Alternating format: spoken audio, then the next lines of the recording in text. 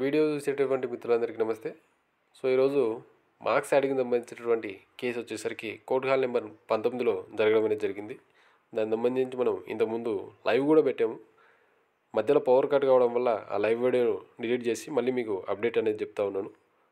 మనకు వచ్చేసరికి court hall number 19లో మన యొక్క కేసు ఏదైతే ఉందో మార్క్స్ యాడింగ్ కేసుకు సంబంధించి మంచి గట్టి వాదోపవాదాలు అయితే జరిగినాయి. ఓవరాల్గా వచ్చేసరికి మళ్ళీ ఈ కేసును ఈ నెల 24వ తారీఖుకు వాయిదా వేయడం అనేది జరిగింది.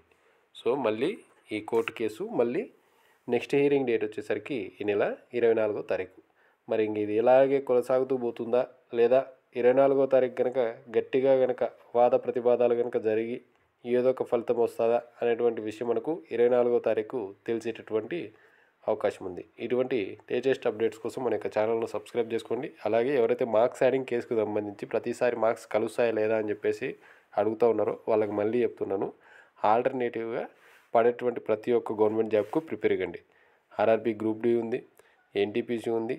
నెక్స్ట్ తెలంగాణలో ఓపెన్ కేటగిరీలో మనం అప్లై చేసుకోవడానికి కానిస్టేబుల్ మరియు ఎస్ఐ నోటిఫికేషన్లు కూడా ఉన్నాయి కాబట్టి వాటికి కూడా ప్యారల్గా ప్రిపేర్ కండి.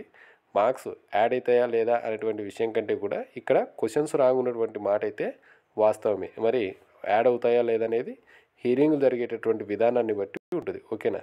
Thank you.